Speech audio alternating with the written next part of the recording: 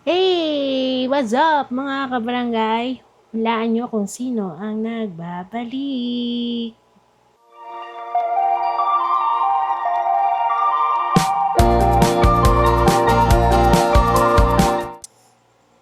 Hi, ako nga pala si Angie at muli ako nagbabalik para gumawa ulit ng mga videos.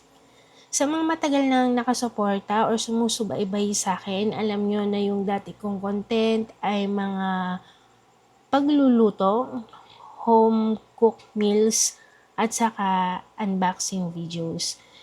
Pero aminin na natin, aamin ko na sa inyo, hindi naman ako ganun kagaling magluto at hindi rin naman ako chef. And at the same time, hindi na practical kung lagi tayong mag-unboxing kasi medyo mabigat siya sa bulsa. And during that time, feeling ko, hindi ko na alam kung saan patungo yung channel ko.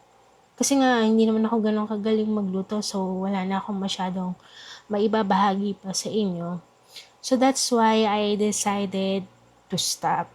Pero hindi ko naman inakala na it would take years before I will return sa content creation. Until recently, nung napanood ko yung mga dating videos na ginagawa ko, para siyang naging time capsule.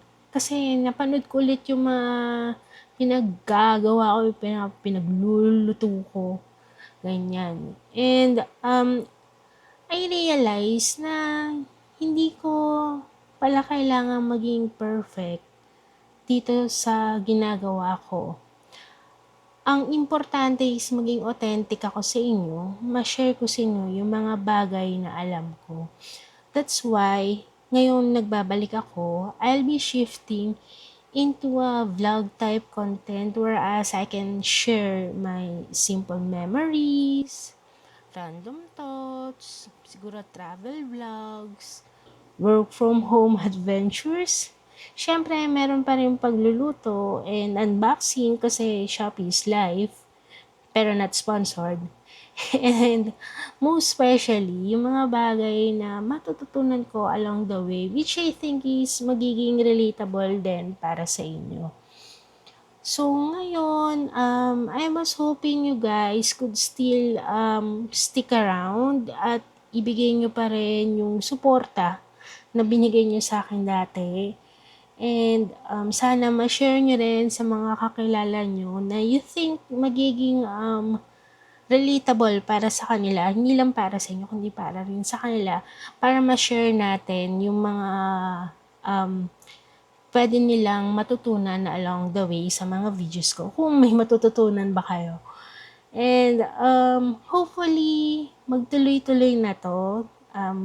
Dire-diretso ko yung, kahit sabihin yung wala akong ma-share sa inyo, siguro papagaan ko yung loob nyo or mapangiti ko kayo for that day. So, yun yung goal natin for this reopening of me doing contents for you guys. So, hanggang doon na lang and I hope to see you again on my next video. Salamat at bye-bye!